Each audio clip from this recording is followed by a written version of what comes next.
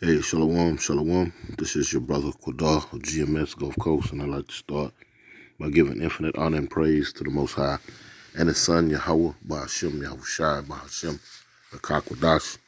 Double honors are given up to the apostle elders of Great Millstone, men who have labored in this truth for over 30 years, making their lives and their bodies a living sacrifice. Also, Shalom goes out to the bishops, the elders, heads of camps of Great Millstone by and large, as well as Akim, not named Great Millstone, but walking one body, one spirit in Yahushua, preaching and teaching this 100% truth, as well as calling on the names Yahweh, Yahushua. And last but not least, the Shalom goes out to the hopefully elect, the 1/3 of the nation of Israel, scattered throughout the four winds of planet Earth, north, south, east, and west, which consist of men, women, and children in that order. To you all, Shalom. Lord willing, to be edifying. Current events. This video will be titled Current Events. And I'm going to start off by saying the subject matter of this video will be dealing with the Russian Alex Navalny. The U.S. officials, heads of states over here, as well as these the heads of these parties running for presidency, all of them in an uproar about the death of a political rival there in Russia, and why he's been locked, why he was detained in prison. And so you have U.S. officials over here, beginning with the Biden administration, on down to presidential candidates like Nikki Haley, and that are commenting on action should be taken against the Russian leader, Vladimir Putin. Now you have to ask yourself what it is, what kind of law enforcement can you enforce on a head of state of another country having one of his prisoners die while in prison? Doesn't make any sense, But we're going to try to connect that, Lord willing. We're going to try to make sense of that. What business is it of the U.S., these United States of America, that a political rival of one of your enemies has passed away while being incarcerated? What sense does that make? Ask yourself this. Why would Russia be so concerned with a political rival of the Biden administration that happens to die while incarcerated here in America? What business would it be of the Russian head of state to call up groups, to call up other countries, or to call up his political faction to say that we're going to do something about that political rival of Joe Biden that died while being incarcerated over in an American prison? We need to do something about that. You have to scratch your head and say, now what business is it of Russia to want to intervene? You know what I'm talking about? It doesn't make any sense. That's the point. That doesn't make any sense that U.S. officials, beginning with the Biden administration, as well as presidential candidate Nikki Haley, is calling for something to be done about this. Unless Alex Navalny was tied in with the U.S. in some type of shape, form, or fashion. Now, let's see if we can tie the loose ends, shall we? And so we're going to start off with this right here. My man Lester Holt. Nightly News broadcast February the 20th of 2024. So let's let the video play. See Navalny, that ballerina. Tonight, the American ballerina detained in Russia as the U.S. prepares to punish Moscow over the death of Alexei Navalny. As the U.S. prepares to punish Russia for the death of Alexander Navalny, a Russian nationalist who is a political rival of Vladimir Putin in the land and under the jurisdiction of the Russian government. What business is it of the U.S.? See? Strange, isn't it? And they'll shoe shine over these type of issues on these mainstream news platforms. You understand? They'll just shoe shine, just wax right over it, get a few minutes worth of coverage and go on to the next. You know what I'm talking about? They're gonna stuff a whole classroom full of they're gonna stuff in a 30-minute time slot. You're gonna have a whole day's worth of classroom. You know how you in school, you got first period, 30 minutes, second period, 30 minutes, third period, 30 minutes. You know what I'm saying? As soon as you start getting grasp of what's going on, they moving you to the bell ring and you moving on to the next subject. The same, and they train you in that way from school because they do everything according to their news platforms in the same fashion. Unbeknownst to you, you've been a few minutes here, move on, a few minutes here, move on, and it's rooted in how you was quote unquote educated. But the question remains, what business is it of the U.S. that a political rival of Vladimir Putin, under the jurisdiction of the Russian government, that gives you, the United States and your cronies, the right to punish Vladimir Putin and the Russians? What say you if the shoe was on the other foot? Anyway, we're going to try to make this connection. Tonight, the American ballerina detained in Russia as the U.S. prepares to punish Moscow over the death of Alexei Navalny. That ballerina, a woman from Los Angeles, led into a Russian court today. What she's accused of, it comes as the U.S. prepares major sanctions for Navalny's death and his mother's direct plea to Vladimir Putin. Also tonight, the landmark ruling, Alabama's Supreme Court legally recognizing frozen embryos as children.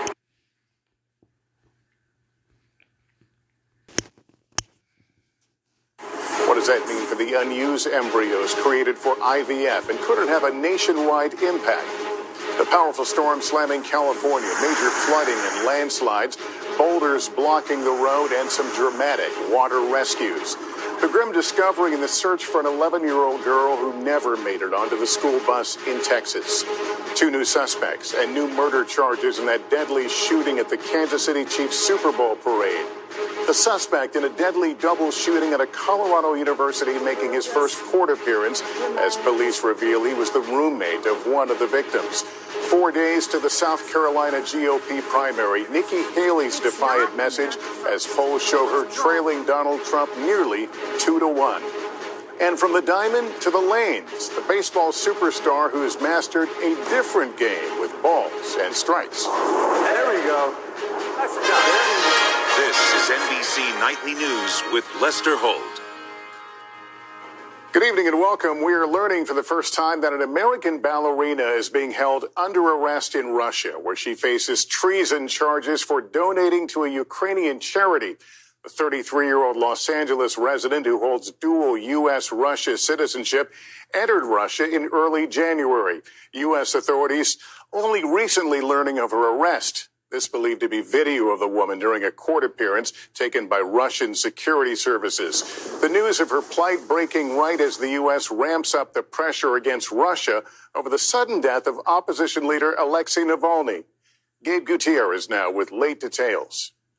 This is Xenia Karolina, a 33-year-old ballerina who lived in Los Angeles and is a Russian dual national.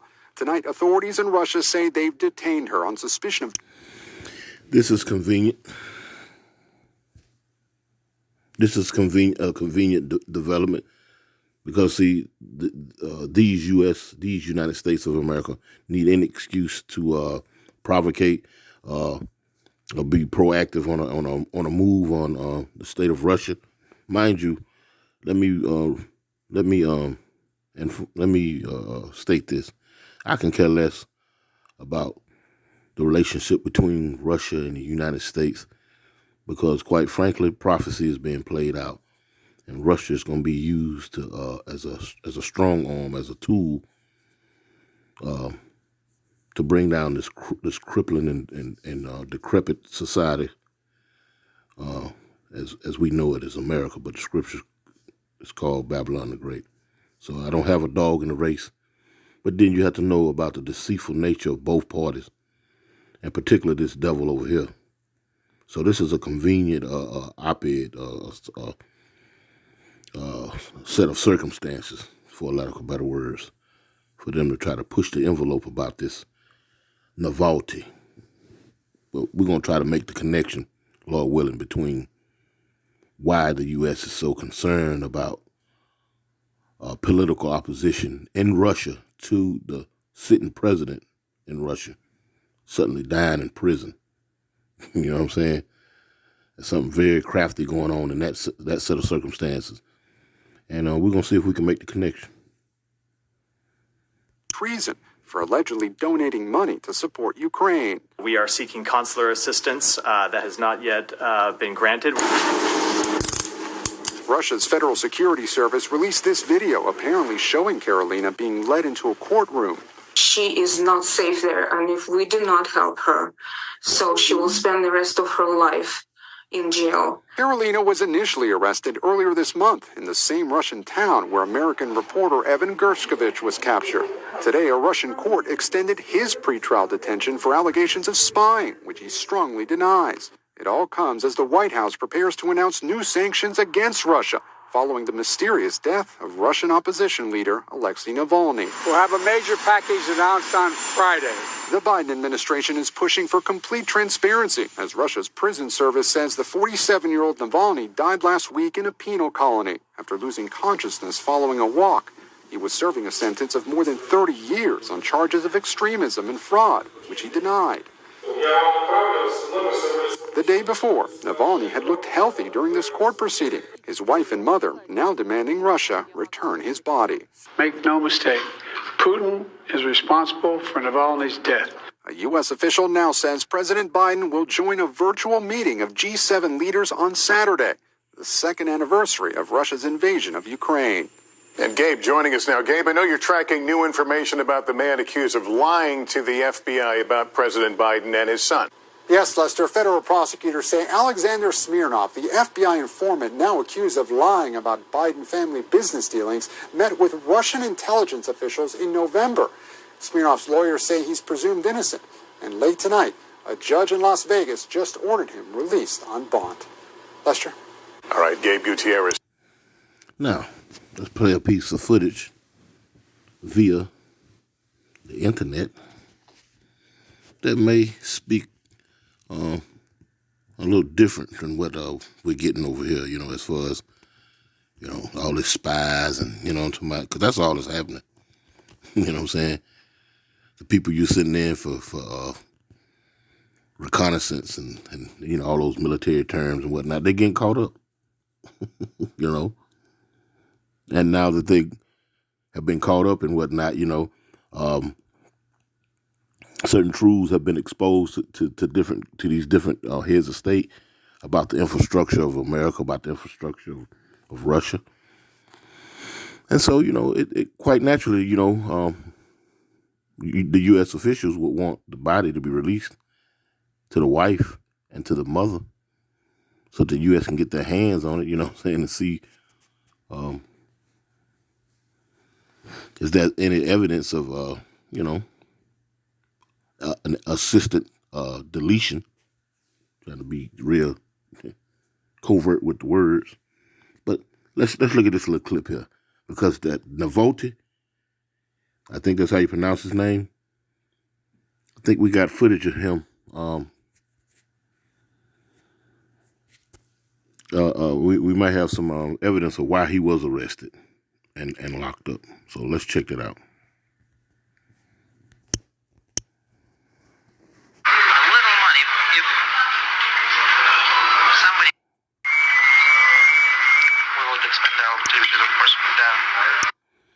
As it says right here, this is why Navalny was arrested. His aide, I can't pronounce that Russian name, was asking William Thomas Ford for $10 to $20 million a year to do a coup in Russia. So this Mr. Navalny might have been a CIA plant. I mean, these things that these government do secretly amongst one another. This is always going on.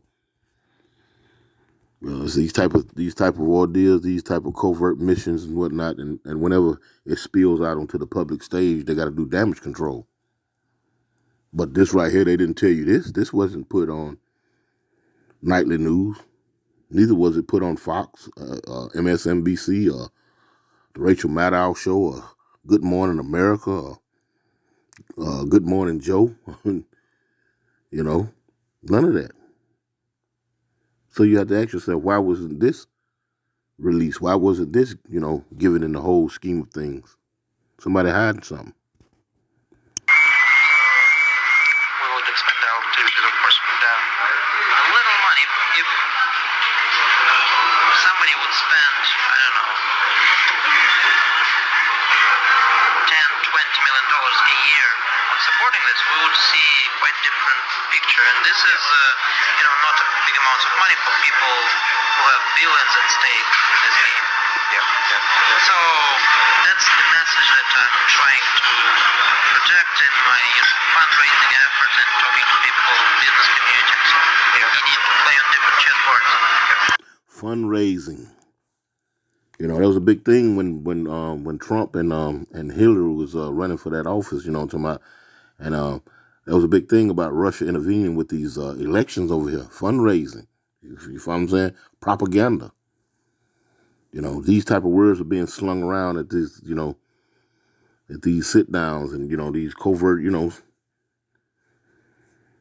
Anyway, just something to think about. Let's protest, civil initiatives, propaganda, establishing contacts with the elite and explaining to them that we are reasonable people and not the elites, and explaining to them that we are reasonable people.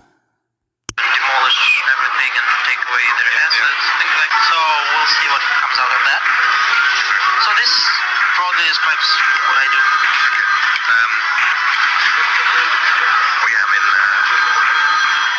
Not a small job. And that Navalny guy, he's sitting to your right if you're looking at this. That's him sitting there with the suit and tie on right there. So you gotta ask yourself, what's really going on here? And then at the same time, man, you got hoodlums and, matter of fact. And where is this money coming from? Now listen to this here. You got quote unquote illegals coming in from the Canadian border. But as you listen to Clayton here, he speaks as though it's Northern Kingdom that's coming out of Canada that's flooding in. They're conveniently leaving out these nationalities of China and Africa and the Middle East. They're conveniently leaving those names out. And a study pointing out that Mexicans, quote unquote, are coming from the southern border, entering into Canada, and then coming back into the U.S. I mean, it don't make sense, but hey, we're going to listen to a little of this. Disappear into the United States. Many of them illegal immigrants saying, yeah, Mexican, then you don't need a visa right now. Nationality doesn't matter at all. Right. Don't hit Paul Pelosi with a hammer Don't if you're come American. illegally and attack people with hammers. I think we learned a lot here. Especially Canadians. Especially Canadians. Guys, okay. Mexicans, I'm leaving. you're fine. All right, let's get back to the story here because this is crazy. If you're a Mexican, then you don't need a visa right now under Trudeau's government. So you're allowed to travel visa-free into Canada. This was part of the relaxing of the rules under the Trudeau government. So you're able to hop over the United States, get into Canada, and what a lot of these reports and whether it is being able to speak to these illegal immigrants saying, yeah, we don't have to deal with all of the hassle then at the southern border. We don't have to deal with barbed wire fences. We don't have to deal with the trauma of then, sleeping on floors at some sort of holding center if they're held.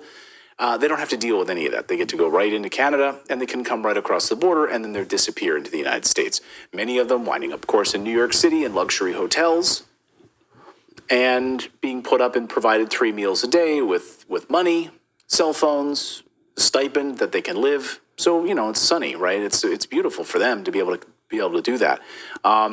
And where is this money coming from? These flights, though. So if you just have a little bit of money, you can spend $300 on a flight, hop over the United States and come into the United States, fly right into Canada, and then be bussed when you're inside the United States anywhere you want inside the U.S. Who's paying for this? NGOs.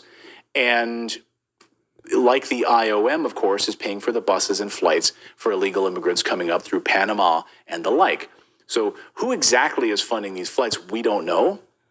I hope we get to the bottom of that. I would love to know if the IOM is funding these flights also out of Mexico, straight up to Canada, then they come across the border. That would be amazing, because then you would be paying for this. And of course, the United Nations wants this to happen. This is part of the United Nations program at the IOM to handle this migration effort out. They've doubled now the size of their contingency down in Panama through the Darien Gap, making sure that buses are provided, luxury buses ferreting people right up to the United States, provided by the United Nations. And they're coming across the border, as we know, because U.S. taxpayers are footing the bill to pay for their second leg of their journey. According to Reuters, many of these illegal aliens then are put on chartered flights paid for by Customs and Border Protection and flown to Texas. U.S. flies migrants caught at Canada border to Texas in a deterrent effort. I mean, it's a lot of weird, it's a lot of weirdo stuff going on, not making a lot of sense. But when you're trying to move to another agenda or to another stage of your plan, it's supposed to not make any sense to the eyes of the beholder that's looking on the outside looking in. You understand? It's supposed to be chaotic. And that's what you're seeing, a chaotic set of circumstances being put together, thus giving them the ample opportunity, and not only that, the reasons to move forward with whatever they're coming down the pipe with. Real quick, let's grab another one.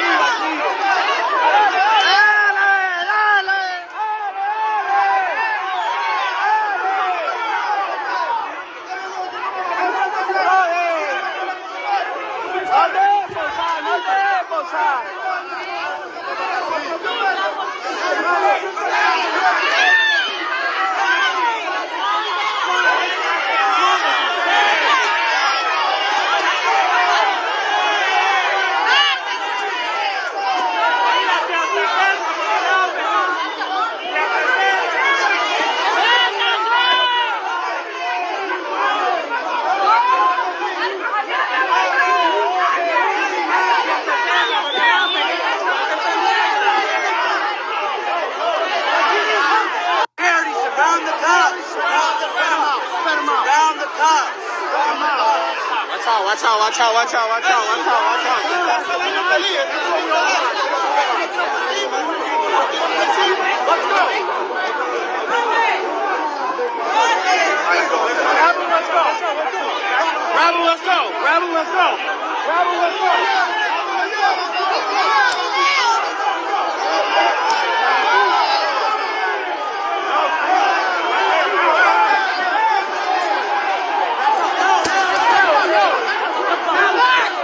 Now, mind you, this is one of those camps, shelters, rather. You know what I'm talking about? And these shelters that you're seeing, you're looking at, these are full of Northern Kingdoms. Now, mind you, there's video out there in the World Wide Web that show you different nationalities or races coming across these borders, and they're not showing them per se. You understand? They're not showing them, but yet still they're gonna show Northern Kingdom, Honduran, you know what I'm talking about, Ecuadorians, Northern Kingdom, you know what I'm talking about, and at the same time, granting them a certain level of citizenship, labeling them as so-called white and whatnot, but at the same time making you the face of the problem. You Northern Kingdom better wake up. You so-called Hispanics, Latino, you better wake the hell up, because this is not just the fight of the so-called blacks. This is a fight against Israel, and you are an Israelite. you so-called blacks, Latinos, and Native Americans, you don't see the play. You don't see the play. You're going to be made the face of the problem. While they let these orchestrated terror, I don't want to say the word terror, these orchestrated terror, you know what I'm saying, these men that are trained in terror, you know what I'm talking about, they're coming across the border, being shipped to these different portions of the state of the United States. But you are going to hold the brunt of the problem. Don't believe it? Check this out. Don't believe it? Check this out. A judge in El Paso, Texas, ordered him deported a year ago. Now they, along with 5 others in this case, are behind bars at Rikers. Eskiel was arrested again this week and charged with shoplifting at a Macy's in Queens. Wilson Juarez and Kelvin Servita Arocha in court today in Lower Manhattan are members of the Venezuelan gang Tren de Aragua, according to ICE. The 2 are part of the migrant mob accused of beating and kicking 2 NYPD officers in Times Square last month. ICE telling me today that Juarez should not have even been in the U.S. A judge in El Paso, Texas, ordered him deported a year ago. And this is going to fuel the anger of these hillbillies, these backwood, swamp-living, dwelling, knuckle-dragging cave maggots, man. These ex-military militia motherfuckers, you know what I'm talking about? This is going to fuel that, you know. Anytime anything goes awry here in the U.S., Hurricane Katrina is the most recent incident, you know, where militia and law officials, you know, allegedly were down there executing Jake. Yeah. You couldn't go into certain parishes. Yeah, allegedly. And these are the right set of circumstances, you know what I'm talking about, well, anarchy and lawlessness is being brewed up. Then this is according to the scriptures. And guess what? You're conveniently being made the face of it, while they, at the same time, granting you, some of you, citizenship. Now, Donald Trump was on record saying that a lot of you coming across the border were rapists and pedophiles and murderers and gangs. And he said this. And he got a whole army of coverted Edomites, so-called white folks, that are ready to goddamn drop the hammer. This is scripture. This is prophecy. That's why I say, you Northern Kingdom, man, you better wake the hell up. You being made the fall guy. You just like in JFK, what his name? Lee Harvey Oswald was made the fall guy. Anyway, let's keep playing. Now they, along with 5 others in this case, are behind bars at Rikers. Manhattan District Attorney Alvin Bragg asking the judge for bail since the suspects have been indicted. Our criminal justice system did its job. These individuals are all behind bars. Our criminal justice system did its job. All of these criminals are behind bars. He's saying it so proudly and loudly, as though they just really just made it, you know, just accomplished something. Because guess what? It's feeding into the anger of, like I say, these backwood, knuckle-dragging, the children have eyes, the rednecks, who are itching to use those hollow points, those armor-piercing rounds. You better wake the hell up. Venezuelan gang called Tren de Aragua. Now, I spoke with ICE this morning. They confirmed for me that the 2 suspects are members of this gang. By the way, the gang has been compared to MS-13, another very vicious gang, which means here, and authorities are saying that gang members are making it across the southern border and making it to New York. Now, those 2 suspects I'm talking about are Wilson Juarez and Kevin Servita Arocha. You know, here in New York, we're going to spend $53 million to give all the migrants $1,000 a month. Dreadful. Dreadful? That's your money. Make this man the president. I'd like $1,000 a month. Yeah, me too. Now, did you see that terrible video of the migrants beating up that police officer recently? It's terrible. Those were felonies. They were bailable offenses, and they didn't ask for bail. More importantly, what we see now is people feel there are no consequences. You got to look around to be safe. After their initial arrest, Juarez and Arocha were released without bail by D.A. Bragg, along with Yorman Reveron and Darwin Gomez Eskiel. Eskiel was... Now, you got to ask yourself, now, how in the hell they get released without bail? You going to sit in there, you darker Israelites, you're going to sit up in there until the court, whether it be 6 weeks from now or 2 years from now, if you don't make that bail. This is Operation Chaos. This is intentionally being done. And Jake, you northern nations, you so-called Hispanics, talking about you being used as a patsy, as a damn lapdog to bring on the next phase of Operation Chaos. And that's just me coining it that way. Anyway, let's pull out of this.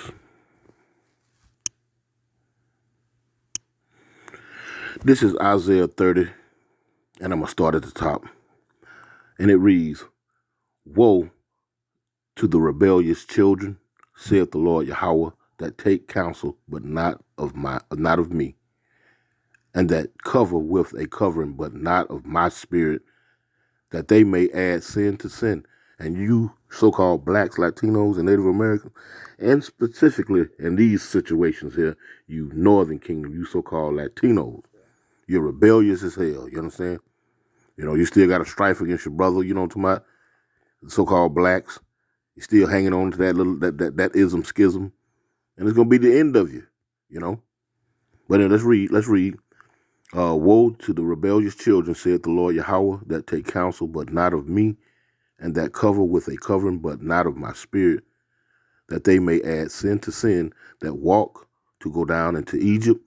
And America is the representation of modern day Egypt, meaning bondage, all manners of hell, that walk to go down into Egypt, and have not acts at my mouth to strengthen themselves, and have not acts at my mouth to strengthen themselves in the strength of Pharaoh, and to trust in the shadow of Egypt. Now you trust this man, but this man gonna make a fool of you when it's all said and done. You understand? He's gonna make a fool of you when it's all said and done. Verse 3, it says, "Therefore, the strength of Pharaoh," the Biden administration or the Haley or the Nikki Haley or Trump administration, whoever gonna get that seat for the next 4 years, you're gonna trust in them. You're gonna trust in them. They releasing you without bail and all this old type of crap right here. So they're giving you reason to a false sense of trust. You understand? "Therefore, the strength of Pharaoh be your shame, and the trust in the shadow of Egypt your confusion."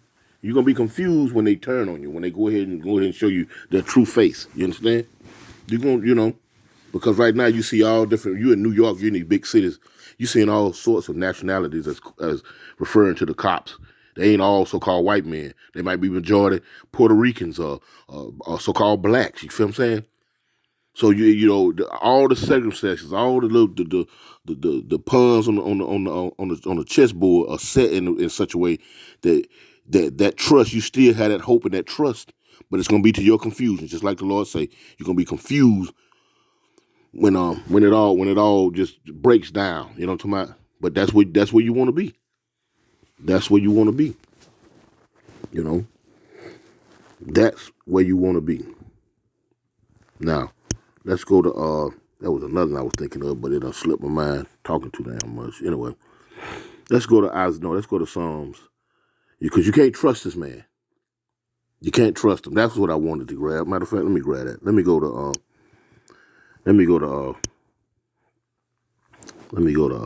Sirach. I think it's the 12th chapter. Let me grab this real quick. Yeah, here we go right here. Ecclesiastes chapter 12. And let's get this real quick. This is Ecclesiastes chapter 12. If it pull up, moving so damn slow. Let's go. Let's get straight to the point.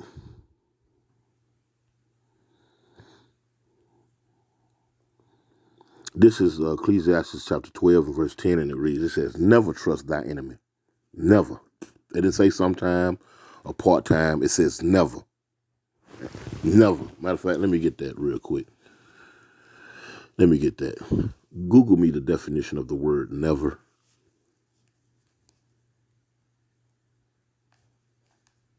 Here's the definition of never. At no time in the past or future, on no occasion, not ever. There it is. at no time in the past or future. We would never supposed to trust them. On no occasion, not ever. It's not to be trusted. Not to be trusted.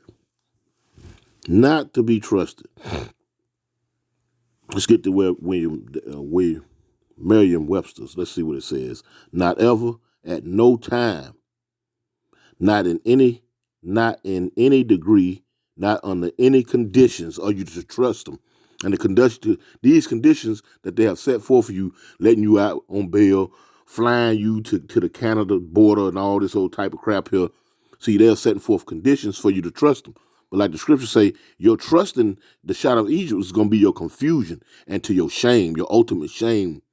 You understand? Because as we are reading, you're never to trust your enemy. At no time, at any degree, under no conditions are you to trust this clown. But you know what? Anyway, let's keep reading. Let's get back to scripture. It says, verse 10, never trust thy enemy, for like as iron rusted, so is his wickedness. Now, if you got old rust-ass a bicycle with some chrome-plated bumpers or some shit on it, a old car with chrome-plated bumpers, you know that surface, that rust is surface. It's surface rust. That chrome is surface rust. If you wipe that shit away, you're going to see that it's rust as hell once you get past some of that chrome that's been broken and cracked. You're going to see that bumper rust as hell. So once you get past the surface, you understand that this bumper ain't no good. I'm going to have to get a new bumper. The same way go with his wickedness. Giving you handshakes and status and whatnot. He rushed as hell, man. He wicked as hell. It's all set to set you up. Okay, so that was a point on that. So let me go to I'm gonna close out with this. Because ultimately this man can't do no good. That's the point. He can't. He can't. The definition of can't. Matter of fact, let me grab it real quick. Let's see. Google me the definition of the word can't. Here's the definition of can't, cannot. Let's see, can't. Cannot. Cannot. Google me the definition of the word cannot. According to Cambridge Dictionary, Cambridge University Press, cannot, to be unable or not allowed to. I cannot imagine what will happen next. It says cannot, to be unable or not allowed to. His spirit would not allow him to be in a way, shape, form, righteous, truthful. You understand? He cannot. So in the sense of the word cannot, he is the embodiment of it. His spirit cannot be righteous. Now, let's read this and we're going to close out. This is Psalms 52, and we're going to start at the top, and it reads, a psalm of David when Dogon the Edomite came and told Saul and said unto him, David is come to the house of Amalek. Why boastest thyself in mischief, O mighty man? The goodness of Yahweh endureth continually. Verse 2, thy tongue deviseth mischief like a sharp razor, working deceitfully. Verse 3, thou lovest evil more than good, and lying rather than to speak righteousness. Selah. So let it be. This man cannot be righteous. He loved evil way more than he loved good, because that's the way he was created. Better wake up.